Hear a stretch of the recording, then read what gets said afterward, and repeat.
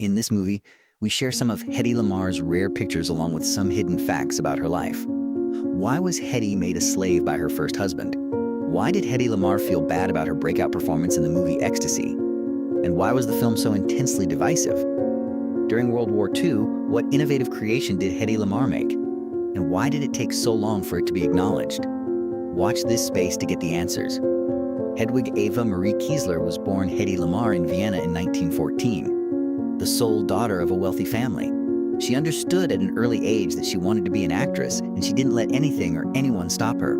Despite her family's concerns, she relocated to Berlin before turning 18 in order to pursue a career in film, and she soon received her first significant role, the film. Ecstasy, which is regarded as the first mainstream movie to feature a sex scene, sparked an instant uproar. When numerous media revealed that Lamarr was only 17 when the graphic sequences were filmed, the outrage intensified.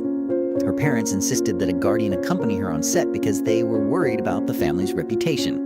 Lamarr stated that a male actor she knew would oversee her instead, since she didn't want to come seem as naive or reliant. In actuality, she was motivated by a covert romance in Prague, the location of the movie's filming.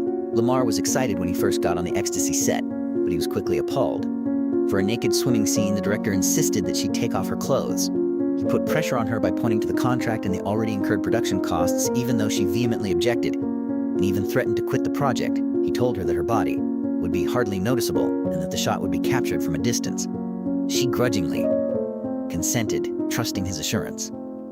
But after the movie was finished, Lamarr was shocked to see that he had taken close-up pictures with a telephoto lens, exposing much more than she had anticipated. She was heartbroken by the shock, but the worst was about to come. Lamarr attempted to clarify that it was art rather than crude exhibitionism when her parents attended the premiere. However, after just a few minutes, they got up and left, terribly dissatisfied and enraged. After returning to Vienna in a deeply emotional state, Lamarr carried on performing on stage and quickly gained recognition for her portrayal of Queen Elizabeth. Fritz Mandl, a wealthy and influential arms trader who was significantly older than her, noticed her at the same moment.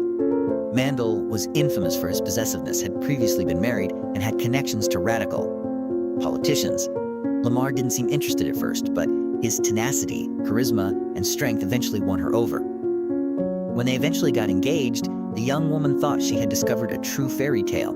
It turns out that reality was entirely different. The marriage soon turned into a golden cage that was oppressive. Mandl was in charge of everything. Her relationships were severed, her mail was examined, and her phone calls were tracked. Lamarr would become enraged whenever he even brought up acting.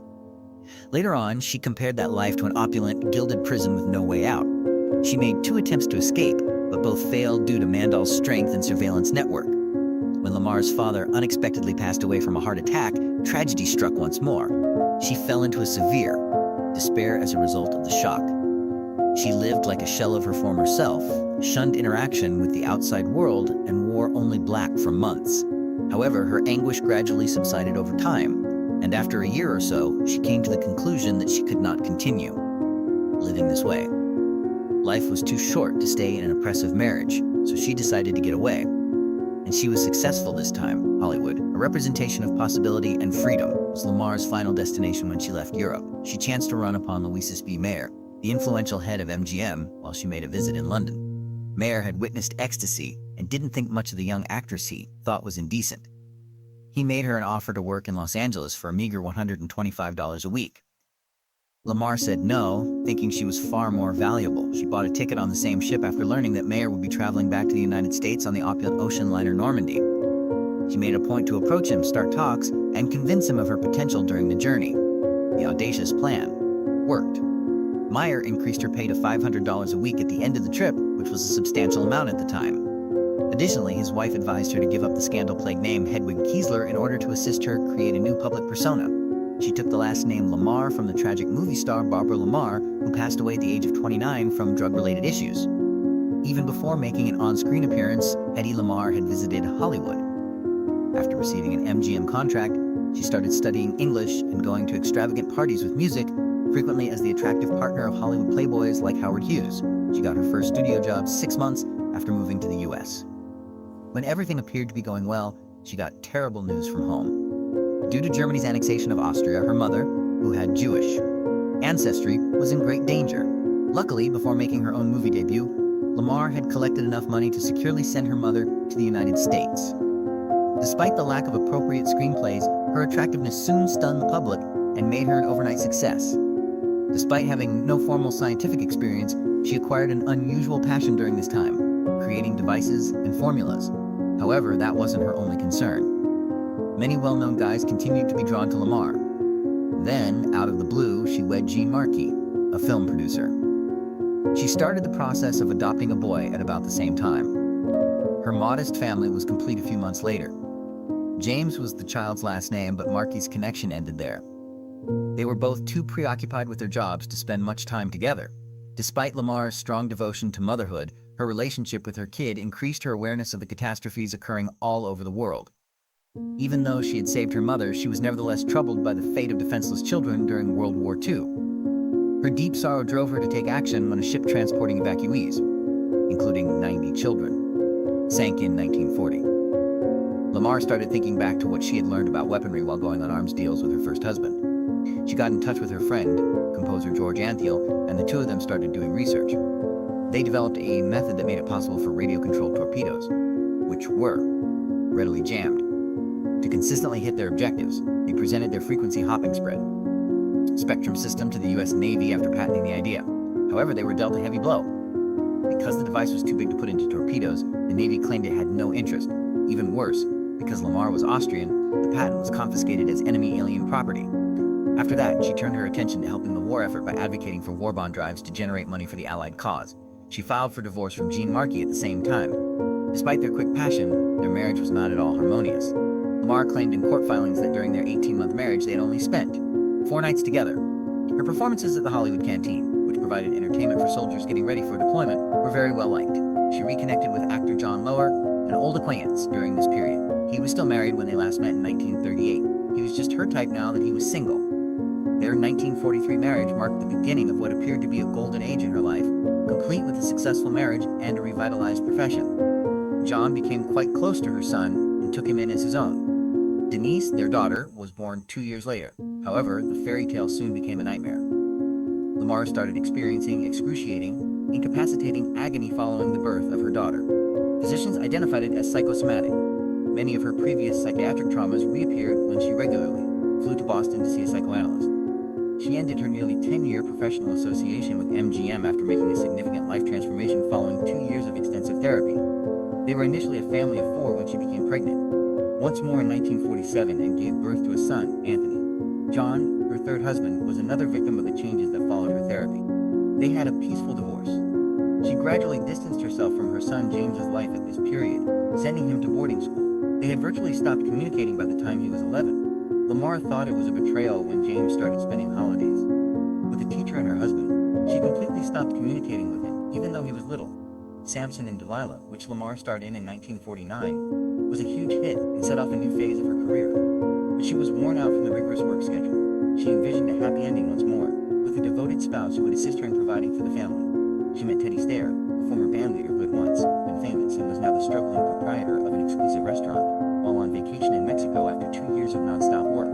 Teddy spoke beautifully, had a sophisticated European appeal, and appeared to comprehend women, all attributes that could readily enthrall a lonely person. Beneath his intellectual appearance, however, was an unstable person who was prone to frightening emotional outbursts, irrationally, jealous, and short-tempered.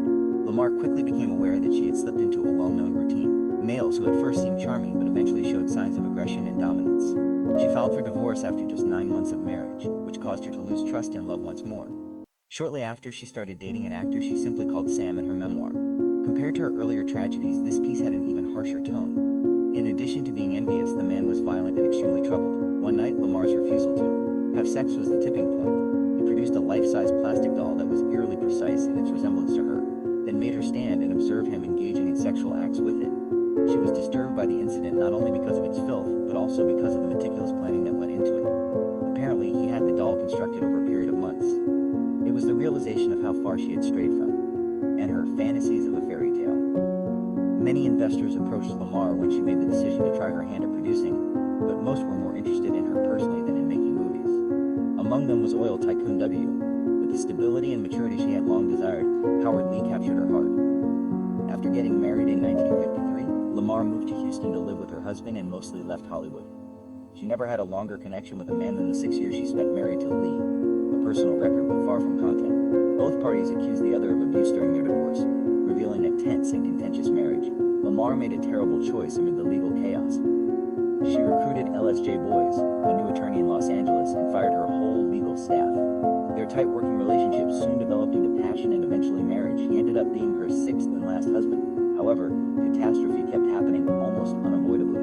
After 2 years, Lamarr filed for divorce, alleging that she had been abused in both public and private settings and had spent almost $500,000 on him. Even though Lamarr's sexual life was tumultuous, her intelligence left a lasting legacy. Although it was first disregarded, the frequency-hopping technique she and composer George Anta created during World War II eventually served as the basis for contemporary wireless communication. An enhanced version of the technology was adopted by the U.S. Navy by the 1960s, and it ultimately aided in the creation of Bluetooth, GPS, and Wi-Fi. However, some of her other creations were more bizarre, such a concentrated cola tablet that had the unsuccessful ability to turn water into soda. For extremely painful circumstances, Hedy Lamarr gradually distanced herself from the public eye. In the last decades of her life, she sought to maintain her attractiveness with cosmetic surgery as she grew older. However, a number of procedures went awry, disfiguring the woman who was once regarded as the world's most beautiful. She became even more isolated as a result. In her final years, she primarily kept in touch over the phone and refused to see nearly everyone, including her own children. Lamarr passed away quietly at the age of 85, without the dramatic public grieving that usually surrounds Hollywood stars, and without flashing cameras. Her son Tony dispersed her ashes in a serene woodland after returning to Vienna, the city where she was born, and the place her heart had always yearned for. Closing the stormy path of a lady who had seen war, perilous love, and ephemeral celebrity, it seemed like a full homecoming. However, a number of truths she had spent her whole life attempting to conceal were also revealed by her passing. Her first marriage to the strong and domineering weapons tycoon Fritz Mandl is one of the most well-known stories. In actuality, his opulent abode was a gilded jail. Lamarr made 2 unsuccessful attempts to flee. The one guy she thought could keep her safe when her father passed away. She came to the realization that she might not get another chance if she did not save herself. Realizing that Mandl's secrets may be used as leverage to deter him from pursuing her, she started listening intently to his talks with military leaders and diplomats. Later reports indicate that she convinced him to let her wear all of her jewels to an evening outing outside the estate.